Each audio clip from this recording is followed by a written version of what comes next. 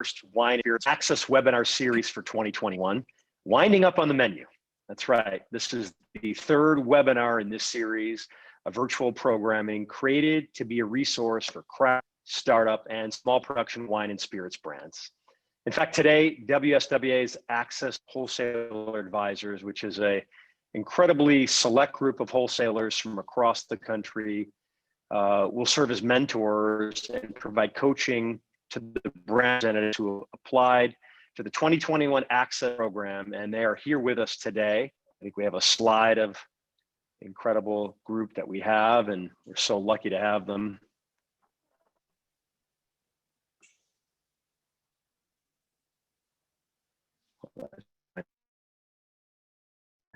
But needless to say, they are a very knowledgeable and dedicated group, scalability and distribution.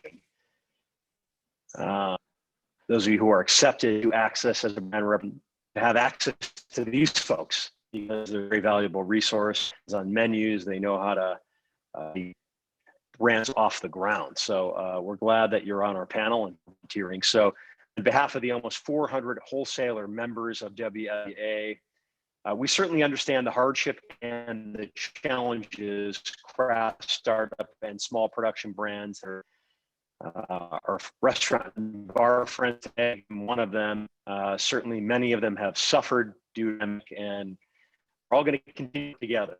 The industry needs relief, and WSWA is committed to championing this. So there's no better time to develop and share information and resources that benefit them. And today's webinar adds to that, and I'm proud to be a part of this effort. So that I've got a lot of great people who are joining me. We have a great panel of experts, and they're going to discuss how small production, startup, and specialty wines can get on a restaurant. We have locations in Washington, D.C., Chicago. We just launched a new concept called Bill's Original Tavern Pizza. We also have a concept called Pizzeria Portofino. And I'm also the proprietor of Giuliana Prosecco. I own it with my wife and my restaurant partners. And someone who's on the panel with us today, Richard Hanauer, he's an amazing partner with us, but we'll get into that a little bit later. So certainly I understand both sides of the coin. And I'm going to have some friends join me on this panel right now who can certainly add some of their expertise. Dan Davis, he's a James Beard Award nominated wine guy. He oversees over 2,600 bottles on the list at the Commander's Palace Restaurant in New Orleans. He has incredible, extensive experience developing private label wines. Dan, hopefully you're going to be carrying the Giuliana Prosecco on your list, but Richard's going to kind of hit you up for that a little bit later. But welcome to the panel. Appreciate you being here today. We have Richard Hanauer. He's not only one of my partners in the RPM Restaurant Group, he's the wine director for RPM. He is a food and wine sommelier of the year. He's a wine enthusiast 40 under 40. Every opportunity to get a place. And he is my partner in the Giuliana Prosecco. So Richard, glad you're on the panel. Thank you so much for joining us. And Rick Lopez, Vice President, Sales at Great Lakes Wine and Spirits.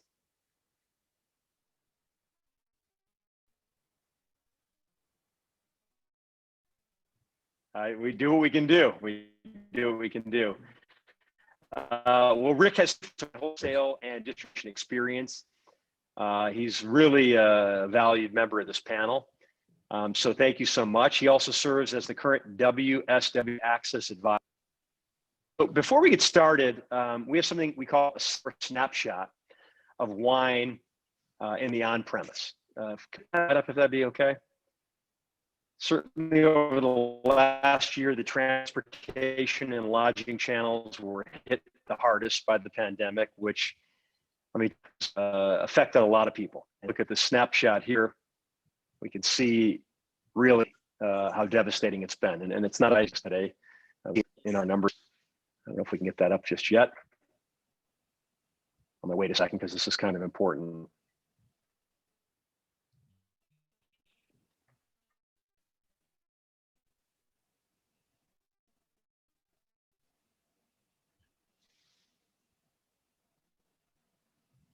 There we go. So you can certainly see that this is not a great situation. And it's quite, as we want to go to the folks on our panel with you, Richard, but certainly during these times, you become extinct. And Richard, what you've done is you've really done an amazing job of managing the list, trying to make us as profitable as we can. And you've done some pretty amazing things. So can you just share with everyone who's joining us today how you've been able to react and adjust to the pandemic with the way you've managed the wine program at the RPM restaurants?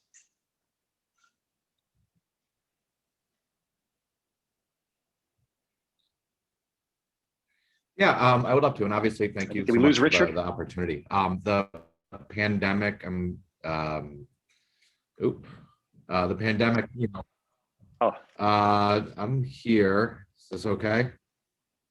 I hear you great. we hear you great. great. Thanks, So, Richard. Great. So the pandemic obviously was disastrous to all of us and was really alarming. Watching the industry go into disrepair. And I think that after a couple of weeks of remorseful, we had to, just stop accepting the bad news and start really fighting to keep our stores alive. And the first thing we did is we looked at where our current customers were, and they were at their homes. So we tried everything we could to pivot our experience into their dining rooms, and we started doing these incredible virtual experiences, whether it be with making your own pizzas at the pizzerias or virtual wine dinners with experts from the West Coast and from Europe. We started wine clubs and wine classes. It was just, what can you think of to capture your what used to be your guest and was now your customer, and trying to fill the void that they were missing by going out to restaurants. So we were attacking the same time periods, focusing, after work and in the early evening. And then everything we started to do is about how could we deliver our product the best in their house. We spent a lot of time on packaging. We spent a lot of time on food prep and par cooking everything. And it was just a total pivot to our dining room is no longer our store. Our guests or our customers' kitchens are. And so we had to redirect our brand to be opened up out of a box in everyone's kitchen. And I'm just so, as awful as this year was, it was just, I'm sure lots of people share the sentiment. It was just so remarkable to see the creativity that was just coming out of every direction, out of all the peers, out of all of the at the end. We would never want to do it. We don't want to do it again, but very proud of the teams and their ability to pivot with creativity about getting RPM into people's kitchens and not people into RPMs. And Rick, can you add kind of the perspective from the wholesaler? You've seen. Well, yes. I mean, obviously. Yeah, well, we saw the same. It's amazing human spirit when survival is involved. And like most distributors, we're rough numbers: 80% retail, 20% on premise in our business. And we went to basically zero, or lost around 95% the first month. But to Richard's point, the restaurateurs were very creative and resilient. A few people hung up their toque and kind of just decided to wait it out. But the best and the brightest just repositioned themselves. They pivoted, the word of 2020, and turned their restaurants into stores, did wine clubs, like Richard said. Anything to stay engaged, anything to keep their, we did what we could to help as well. Got a lot of people a lot of money to buy some carryout, and everyone, the best survived. So minimal fallout based on what we really feared at the beginning. Yeah. Well, I think this whole pandemic has given people a lot of time, and a lot of people have transitioned. They said, I'm going to get out of this industry. I'm going to get into this industry. And, I think from all the data I've read, we're going to see a lot of new brands coming online. We're going to see a lot of startups in the wine and spirits industry, which I think is very exciting. So I want to go to Dan, because Dan, you get pitched, I would assume, quite often on people wanting their products on your list. I guess if I could ask you, what would be like the top 3 tips you could give someone who's starting out? You've got a very short amount of time, right? You're a busy guy. You've got a lot going on. You probably give someone 5, 10, 15 minutes to give their pitch. What are you looking for in that short amount of time where you say, I'm going to have that on my list? Hey, thanks for having me. So yeah, there's not a lot of time, and it doesn't take long in this business to get tired of the spaghetti on the wall techniques. So you really, if you want the attention of a buyer with a big program, one, you need to take some time to understand the program, and don't be afraid to ask in the time that you have, is there anything that you need? I would say take a close look at the BTG list, because that's where especially in a big program, off the list, but the real motion's in the BTG. Yeah.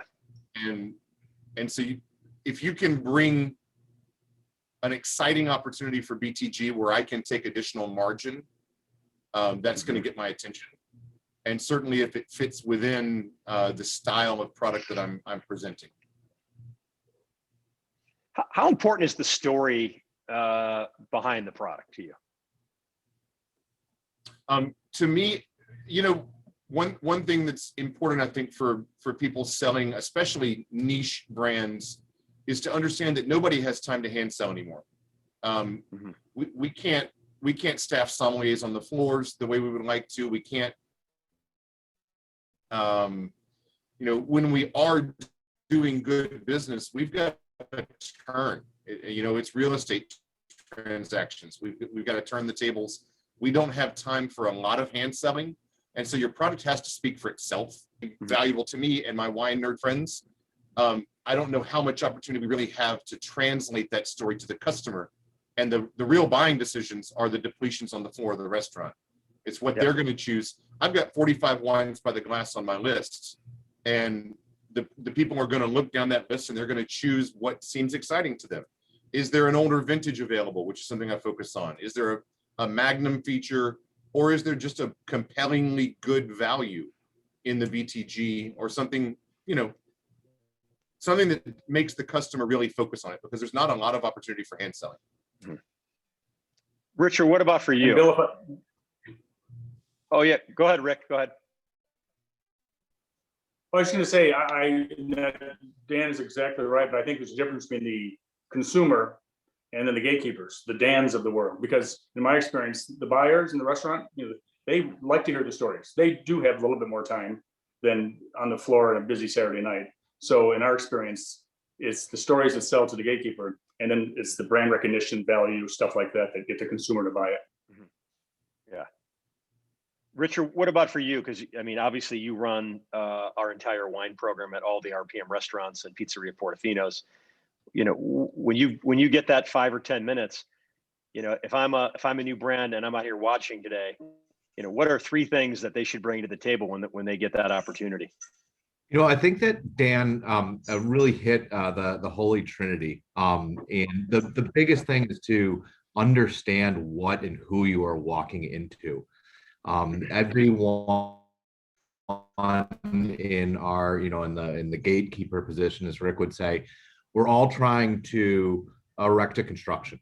We all have a vision, and every wine is a brick in that building. And you have to understand the building that we're trying to build, and so you can lobby how you're, an important component to it. Two, to just, hallmark Dan, money. We all have responsibilities to our partners and to our restaurants about making the most profitable program that we can that still holds value to our guests. And I think too often people are so excited about their brand that they are thinking that they're coming into someone like Dan or myself, that they're, talking to more of an artist and less of a CEO. And we're making a decision, not is this, a good wine, but is this a good wine for our program? And then the third, just to deviate, is you have to offer us something. there is the problem that introductory brands have is that for the most part, all wine is great right now. I don't think that anyone's going to be surprised that, to buy an Oregon, BTG Pinot, the bottom floor is going to be around $14. Napa Cabernet is about $18.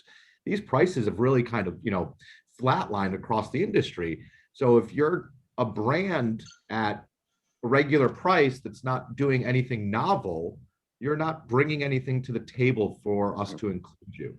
So you have to have some edge, whether it be value or flavor, that is going to be an integral, not integral, but a good addition to our entities. And otherwise, it's just, another person making good wine at a good price.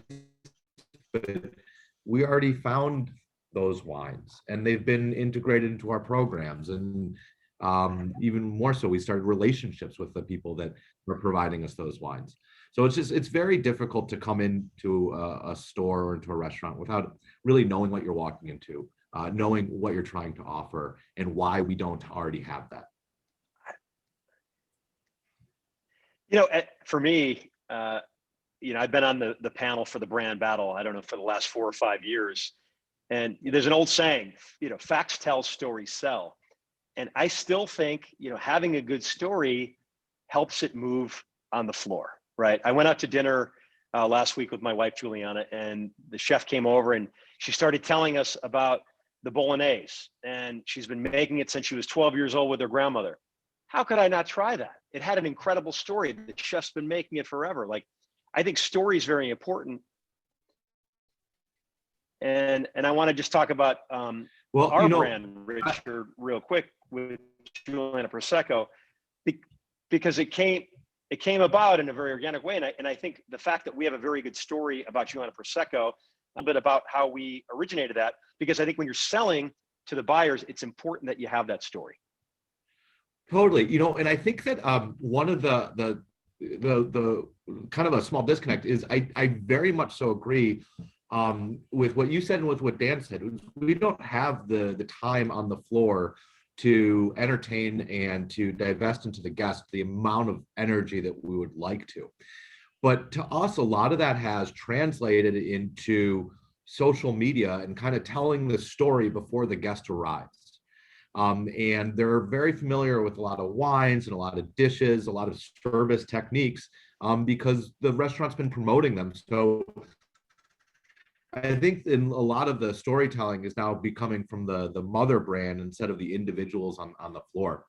The Prosecco was, I think something we take a lot of pride in. I was sitting in a very busy restaurant, and we were pouring a Prosecco from one of the big five because that was all that was available at a very, very low price. And I'm looking through this bar at, probably what felt like a couple dozen people drinking Prosecco. And it came to me that not one person, not one guest ever in all of my experience selling Prosecco had ever complimented the wine. And that was the epiphany that we can do something at a much higher quality level than our competitors are currently doing. And we would have to pay a little bit more for it, but I mean, cents on the bottles, not dollars on the bottles. So I wanted to do a Prosecco that really made someone feel like they were drinking a fine wine instead of something that was very mass accessible.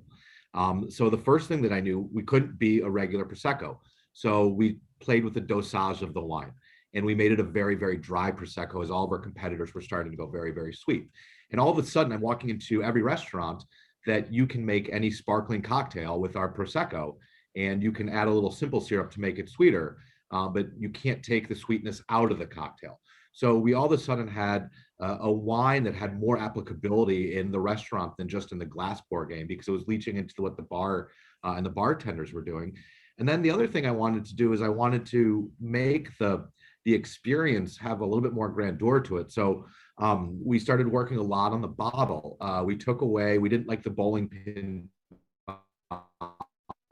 bottles that were so common to the region. We went with a champagne style packaging. It added a little bit more soigné and a little bit more sexiness to the wine, and all the pride to it, and where we could start getting behind it. And So it ended up being this dry style of Prosecco that really makes someone feel like they're drinking champagne in the bar, and not, a bottle of wine that they saw at the convenience store on their way in. And that made it more special to the guests. And we saw it with sales just erupt, compared to what we were doing with, our Big Five Prosecco in the months and years before it. Thank you, Richard. So I have a question from one of the people who's tuning in, Doug Birch. He says, how does COVID affect how you present wine to a table? And maybe Dan, you could start with this one for us. Sure. And we've gone through several iterations of our what we call our COVID courtesy in the restaurant. But basically, when we present a bottle, we pour the taste for the host, and we actually ask the host if they would like to pour their own wine. And if they do, we place a wine bucket at the table, and we stop once we've poured for the host. I can only think of 2 instances in which someone has said they want to pour their own wine.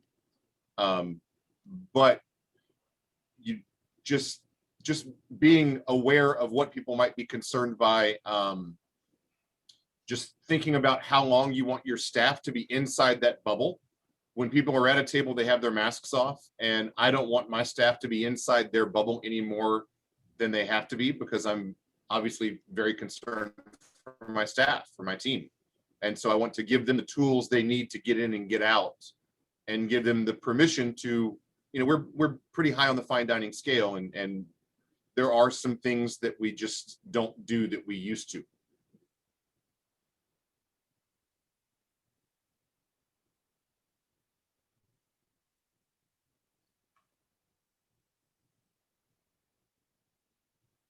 Did that answer your question? I think we might have lost a little freeze. Yeah, Richard, how about you? I would say the sentiments are the same. I mean, it was a lot of it, frankly, is just heartbreaking. These, wine service and all of its grandeur, to sterilize it felt just terrible. And I think that the biggest pivot that we really end up making is, I'm not going to risk anything about my staff. If my staff doesn't feel comfortable doing something, they're not going to do it. They are not going to be at the table for a long period of time. The staff safety is the absolute priority. And then I think, Dan, to piggyback, I think a lot of it was really gauging the guests' comfort. Did they want you to, drop, put the wine on a coaster and drop a corkscrew on the table and have at it themselves, or did they, want the full decanting, song and dance? But I think that my personal biggest problem is I'm now very separated from the wine on the floor. Usually with decanting and in a normal service, you're essentially tasting wine that's almost on every table in the restaurant.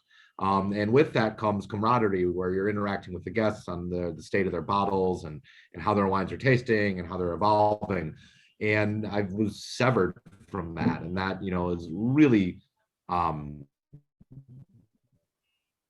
uncomfortable. But it's just about what the guest wants and what they want out of the experience, as long as we can do it safely.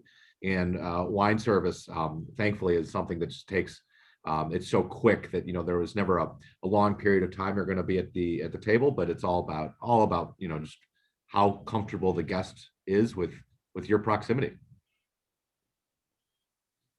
So Rick, I wonder on the wholesale side of things, Rick, are you doing anything differently because of COVID on the wholesale side of things, as far as servicing your accounts, which are us, the restaurateur? Sure. Well, early on, last year we took, the actual extreme measures, didn't send our reps to any restaurants at all. Again, for a short period of time, the restaurants were closed, so it was not necessary. But once they started to trickle open again, we did the least amount of touch. We serviced them by telephone. If they wanted to sample something, those that were wanting to adjust their list or change their list, which there were some, we would just drop samples off at some convenient location as opposed to going into the restaurant and sampling with them like a normal sales call. Slowly but surely, it's gotten a little bit more back to normal. And we actually have some people now calling on some accounts, but the call frequency, shall we say, is much lower. It's much more focused, less camaraderie and chit chat, and you focus on the task at hand and get out of there. So the relationship portion of the sales thing has been diminished, but we're doing the right thing. If I can, since it looks like we've lost Bill here, and he's going to have some questions for us.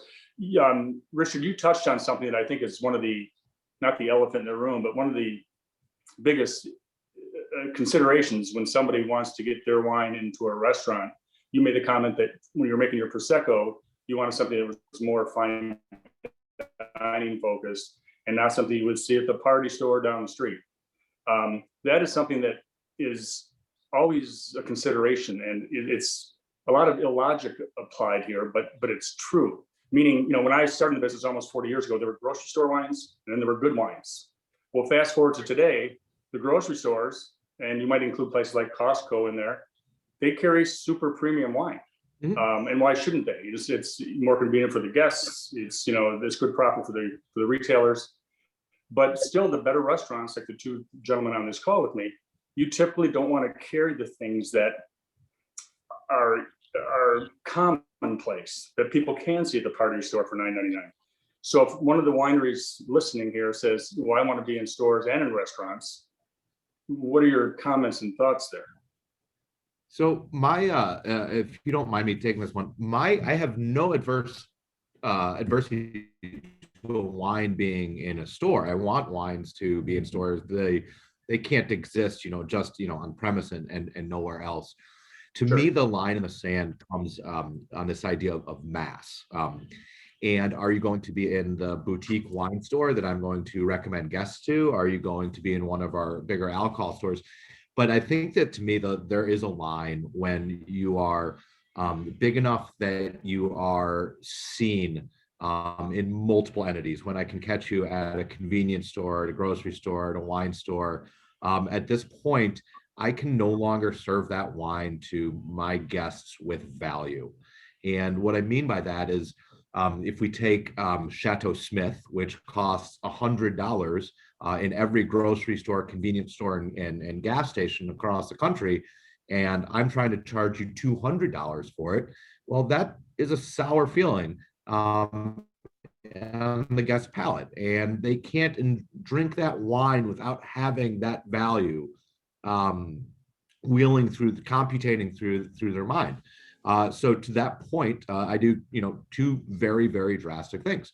One, I focus on exclusively small scale wineries.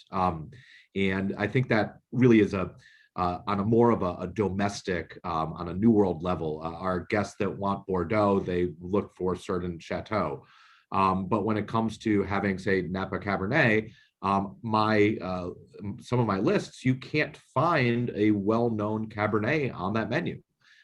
Because we are totally taking that option away from the guests so that they don't have that value calculator going in the back of their mind.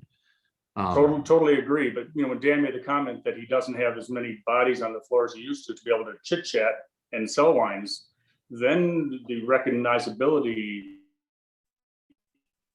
of the brand has to have a bigger role. So that's the give and take. For sure. But when you walk into a restaurant like Dan's or hopefully mine, there's also confidence. When you see the beautifully polished glassware, when you see the menus without stains on them, when you see guests around you enjoying higher end wine sitting in their decanters, you know that you're automatically in a safe place. And one of the things that we talk about endlessly is buyer confidence.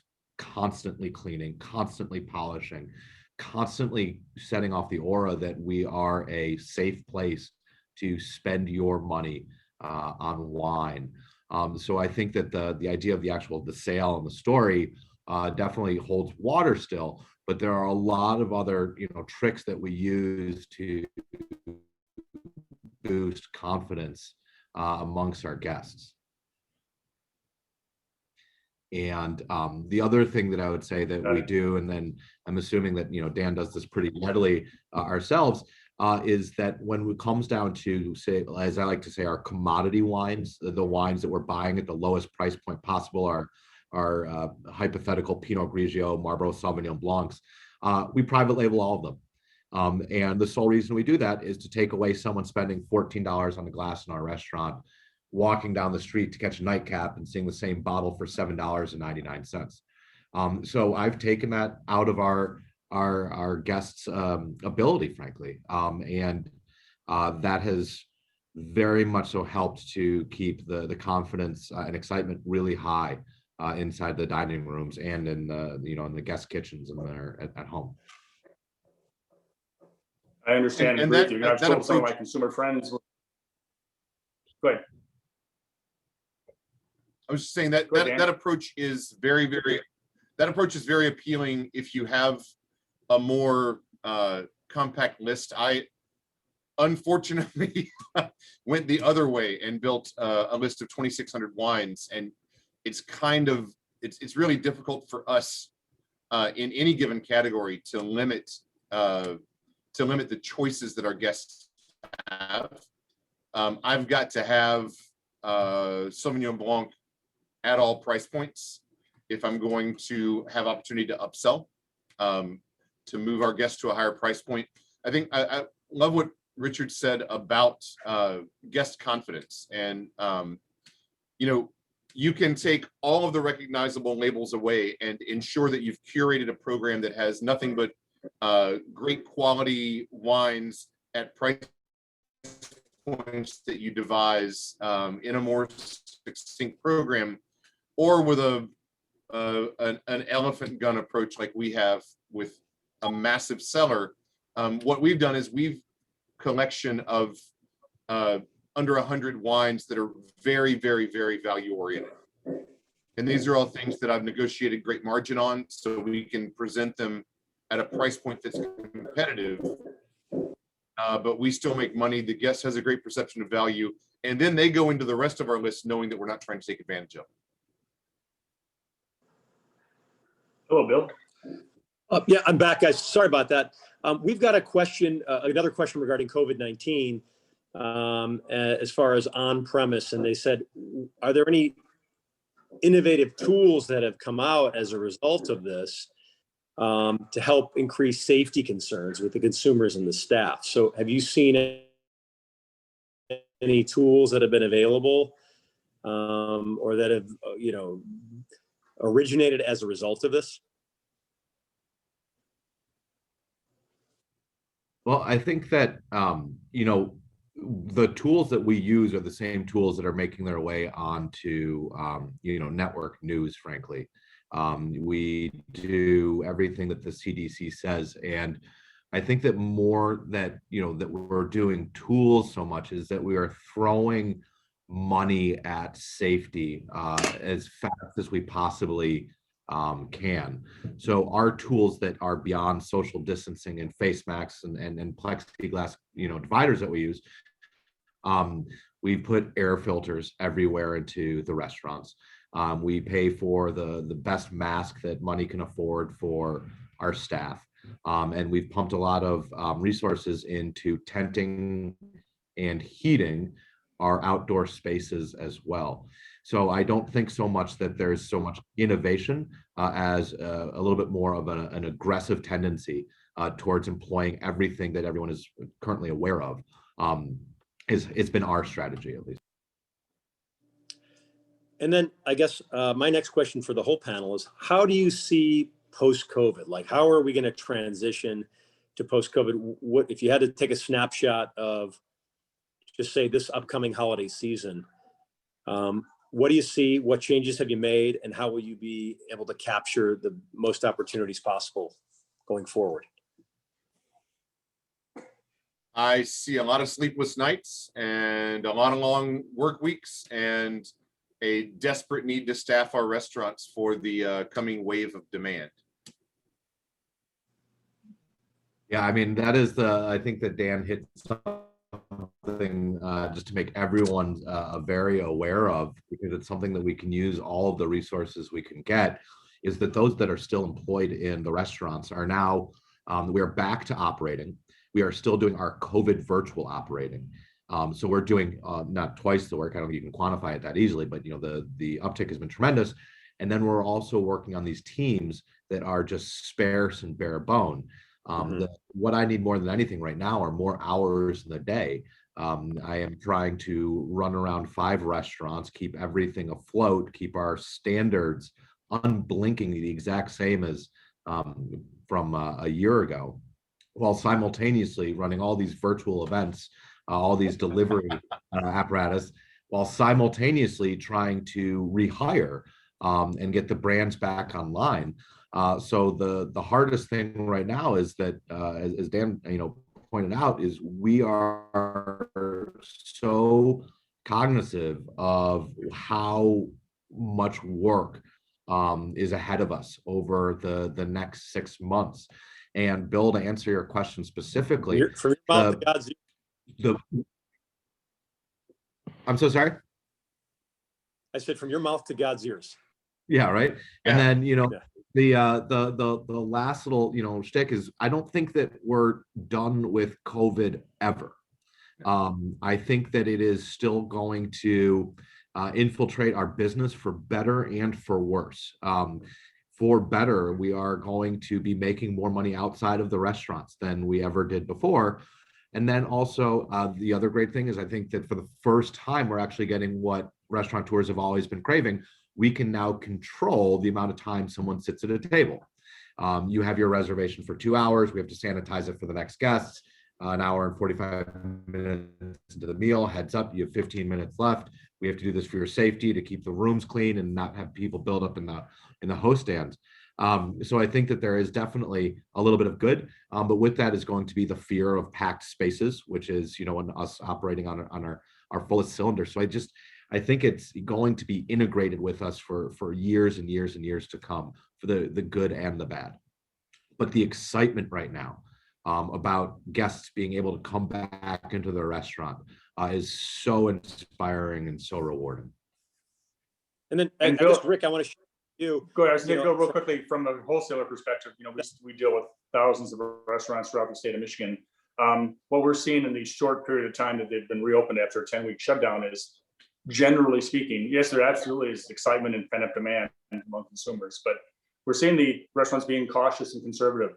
If a restaurant had a 60-bottle wine list pre this pandemic and they're retooling things, they're going to do a 30 or 40-bottle list now. We also see a lot of people trending a little bit towards what we call comfort wines. Wines, again, that are recognizable, not, a single vineyard 7-year-old Muscadet, which I love those, but again, the current times, people want to be cautious.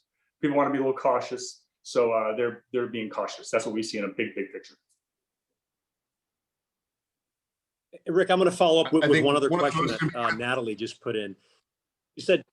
She said, because obviously there's a major shift in the volume that the restaurants are ordering. Are you guys doing anything on a creative side, say mix and match case packs, things like that? Is that for these restaurants that you're distributing to, or is that not even? It's a great question. It's a great question. And, we've been open and closed several times in Michigan. And after the first shutdown, we're very limited in Michigan what we're allowed to do.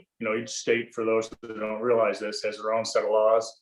And Michigan's are among the most restrictive. We're not allowed to give out a corkscrew. We don't have quantity discounts. Costco pays the same price for 100 cases of Dom Perignon as Dan would buy in his restaurant buying 1 bottle. But what we did do was pick a series of popular wines that were reasonably priced and put special deep post-offs on those for the 2 months after restaurants reopened up. Everyone got those prices, not just the restaurants, but we wanted to be able to give them the ability to make some extra margin when they did reopen up, at our expense, which we were willing to do, because we wanted to do everything we can to fan the flames, of their survival.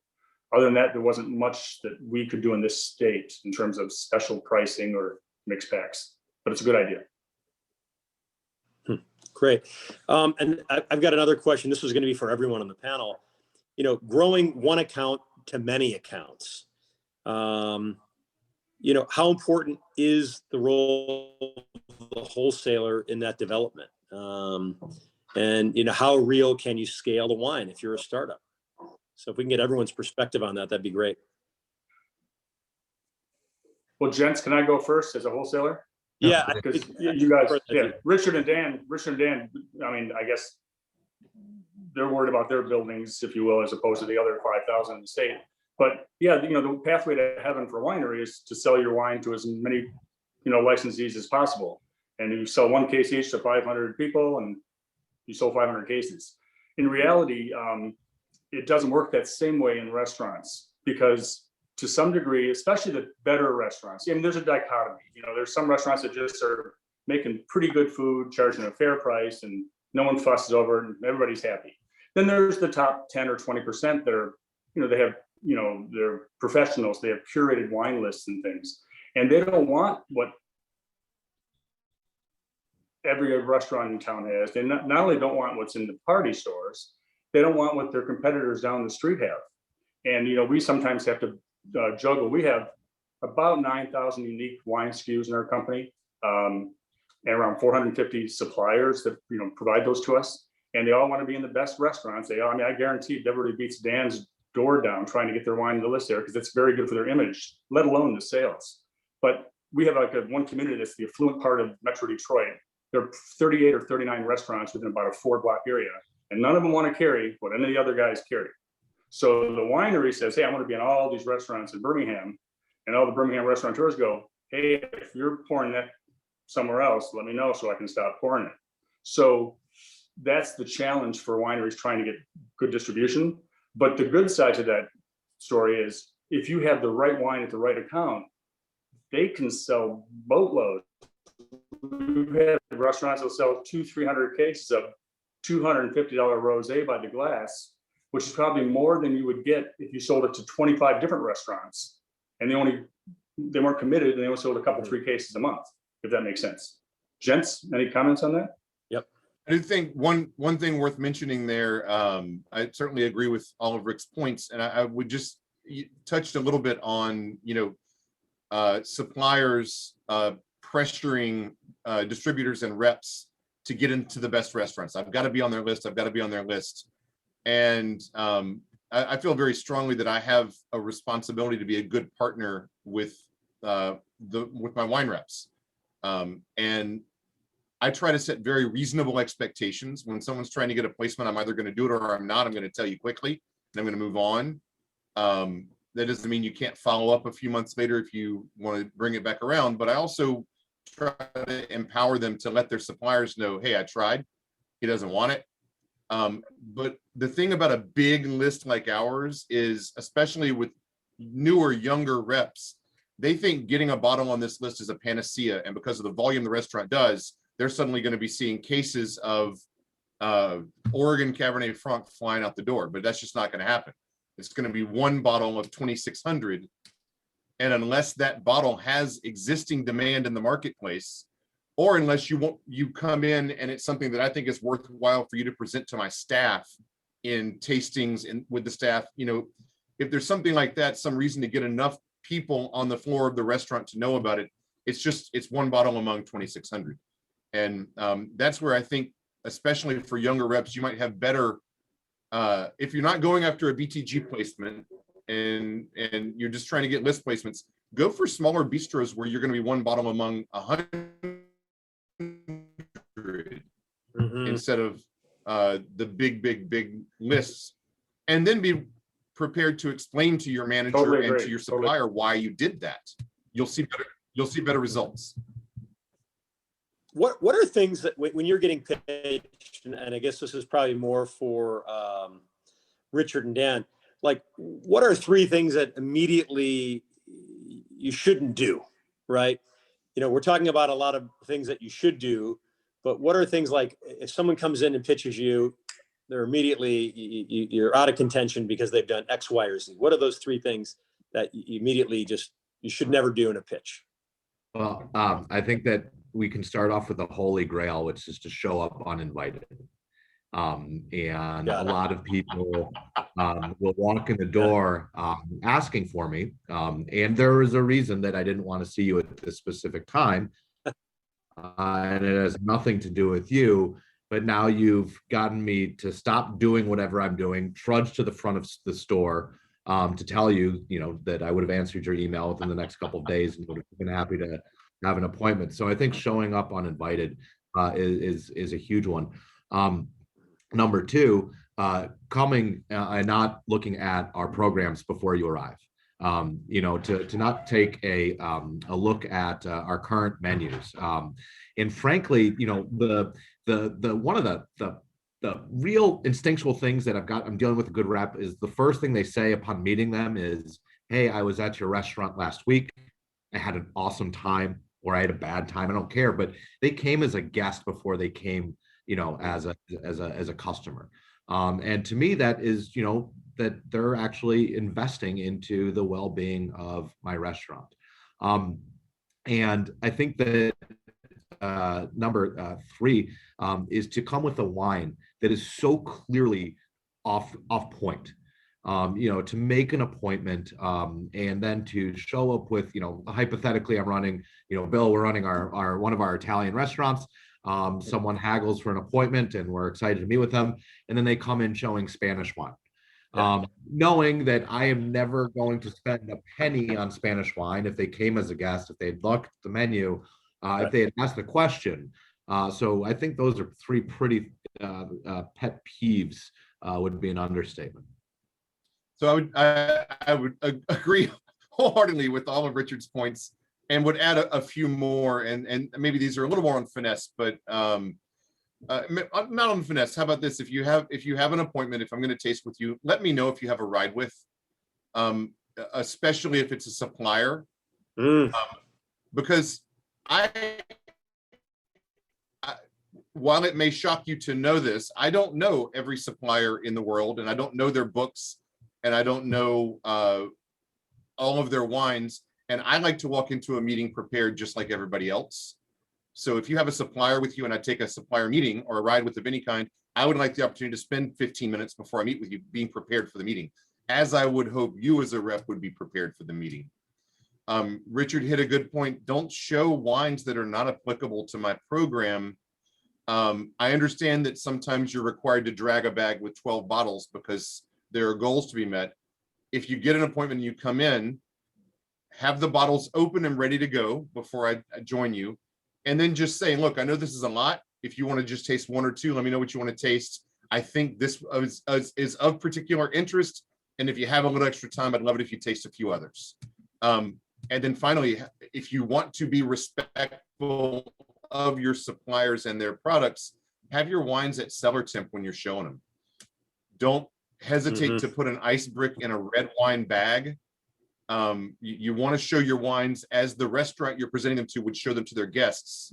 And I would hope those wines would be at cellar temperature.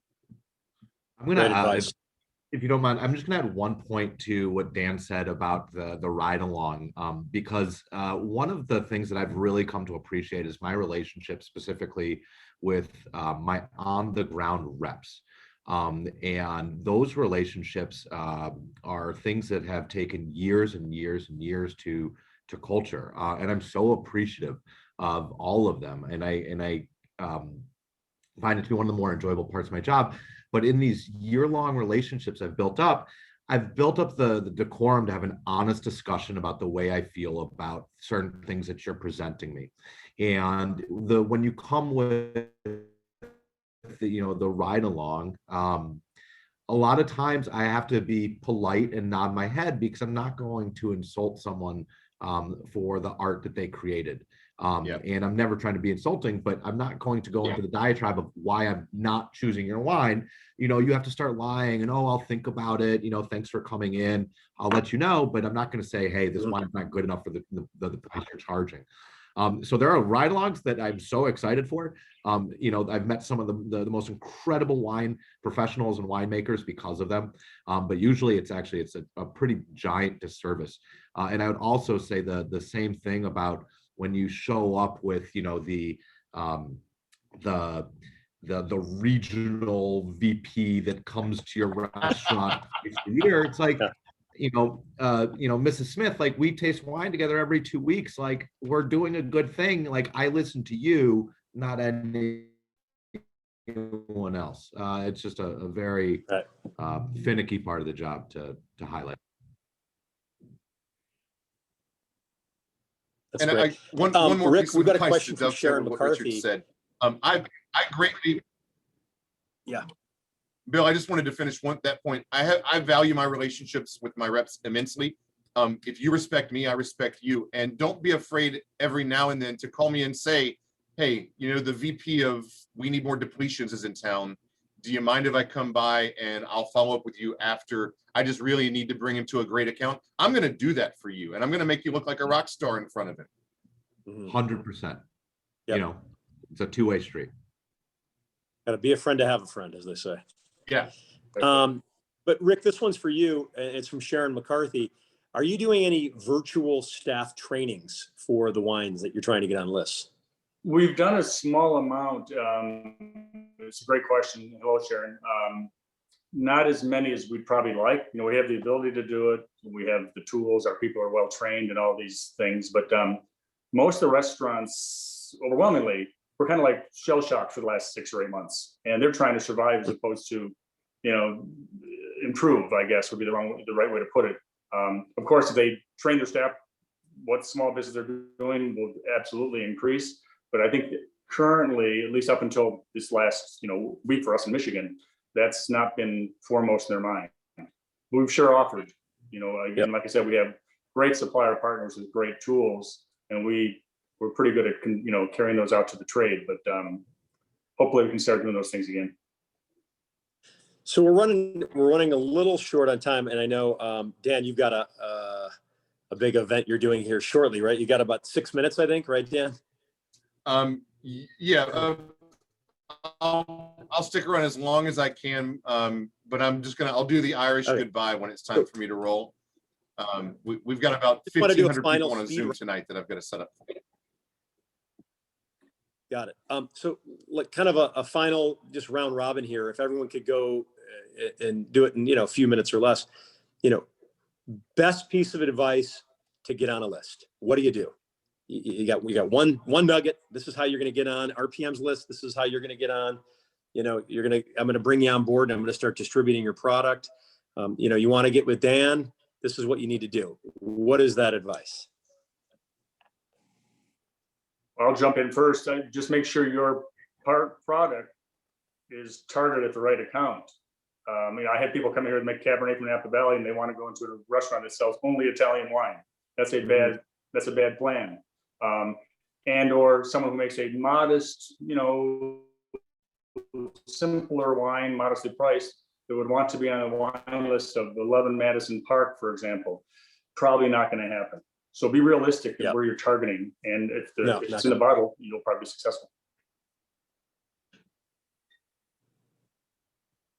Dan, what do we? Yeah. So I would say, Juliana per second. Tell me what I need to do. First of all, don't focus so much on telling me why I'm going to love it. Tell me why my customers are going to love it. Tell me how it's going to make me money, and tell me why it's going to bring prestige to my program. Because pretty much every placement that I make is either going to be because it's going to absolutely wow my customers, it's going to bring prestige, or it's going to make money. That's what I'm looking for. How important is a brand, in your opinion, having a big social media following? Is that, because theoretically they can drive people in the door, if they have big social media followings and they understand how to operate, the digital world. Is that valuable to you, Dan? I've never seen it happen. And we've tried. Really? How about you, Richard? Really? I think that it depends on the restaurant that we're doing. When we're going to talk about, like our cathedrals to wine, the RPMs, then not at all, because we're trying to say that, we don't want to put wines on the list with marketing budgets, because we want our wines with marketing budgets to use that same money in the vineyards and in the winery instead of on advertisement. But on the lower scale, when we're doing stuff, like Bill's Pizzeria, it can have like a big effect to it, and really highlight, that especially when the products highlight the stores that have them. Like the Orcolé wine did for us, they put out a tweet saying, hey, we're now at this pizzeria, and they had more followers at the time than the pizzeria did, so that was a great little crossover for the business. So I think that it's a lot about the concepts and how appropriate marketing campaigns are for the concepts, like thinking about like the nightclub, right? Well, the Dom Perignon advertising helps out a lot, and then you see the same, light up bottles. And we would never do that in, our coastal pizzeria, where it's very nuanced and, and romantic. So it's just, I think, a little bit more concept than absolute based. And your final piece of advice for people trying to get on a list, if I'm pitching Richard Hanauer, Bill's, Merlot, what do I got to do? My final piece of advice is I think there are 3 ways that you could inevitably guarantee get on my list. Number 1 is value, that you have flavor in your bottle for less than I am paying for it currently. The best wine will win. And I think that a lot of people are so excited about making a product, and they feel so successful because they bottled wine or tequila or whatever the fad is this year, and they don't stop to taste wines at a very similar price point and actually understand where they are in their value. Point number 2, and I hate saying it, but this is the truth. Even as a partner in a business, I'm still an employee, and unfortunately, for me, but fortunately for a lot of people out there, there are people in my enterprise that can tell me to do something. So if you want to guarantee to get something on Richard Hanauer's list. Richard, why are you telling them that? No. Oh, Bill. I'm sorry, I pulled away the curtain. Call Bill, because Bill asked me to do a favor. I'm going to do a favor for Bill, period, the end. We've been together for 7 years, and that's just not going to ever change. And then number 3 is money. You might have to sacrifice your what you think you're going to make on that sale to guarantee to get into my restaurant. Before I get to you, Rick, I just want to touch on this, and you're absolutely right, Richard. I always say you have to use empathy in business, and a lot of times that's misunderstood. People think empathy is, giving someone a hug or feeling sorry for them. That's not the case. If you use empathy in business, you're seeing the world from your customer's eyes, not your eyes. So when you use empathy, when you're trying to pitch Richard or Dan or Rick, I think you have to try to walk a mile in their shoes and check your ego at the door and understand what they're really looking for. So that's right. Rick, final piece of advice here. To guarantee you can get a wine on a restaurant wine list, or just in general, or to have you help distribute it. What can the people watching? There's a lot of people who are trying to build their brand. What can they? Well, I think number 1 is quality, and quality comes in many price points. I think Rich is right that we turn down probably, unfortunately, 15 to 25 wineries a month that want to have us distribute them, but we turn them down for various reasons. At least half the time is because the wines are horrible. I mean, they're just not good in their competitive set. And when they ask me what do they need to do to get some attention, I say you have to. And again, I think it was Richard that touched on this at the very beginning. There has to be a point of difference. Either it has to be better than its peers, or you have to have unique packaging, or you have to have better pricing. Other than that, you're just part of the crowd. We have, we sell 300 different Cabernets. I don't know if we need 301 unless there's a compelling reason. So, yep. Great. Well, I want to thank you all for joining us today. This was really, I think it was really insightful. I think it's going to certainly help a lot of people, gain perspective on how they can grow their brand.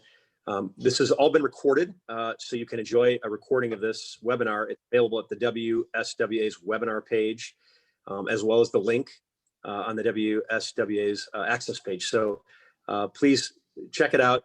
When you're using social media, use the hashtag WSWA Access. I want to thank our presenting sponsors, 2 excellent spirits brands. Tuyo Tequila, you can check them out. You see their card right up there, tuyotequila.com, and they're on social media.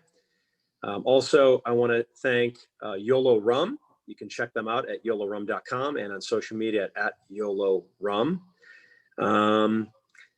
You know, I'm at Bill Rancic. If any of you guys want to throw out your social media accounts, if people want to engage with you after this webinar, Richard, if you want to let everyone know your Rick, Dan, if you have social media you want to share, please do it now. Or not. Bannersales.com. I'll put it on the chat. Bye, everybody. Thank you. Bye, thank you. All right. And then, lastly, hold on, we're not done. Lastly, I have some very exciting news regarding the pitch competition I've been involved with for several years now. It's called WSWA Brand Battle. Can we put that slide up? This year, the Brand Battle will take place virtually, which is very exciting. And it's going to be a big deal for our industry and community. So we hope we see you there. I should also mention the Road to Brand Battle is the Access series of webinars. So we hope you can join us for the future. But Brand Battle is going to be great. I'm going to be part of it again. And I look forward to hearing all the great pitches. So I want to thank everyone today and thank our panel. It was very great. Hopefully we can do this again. Be well, everybody, and enjoy the day. Thank you. Thank you, Bill. Bye-bye, guys.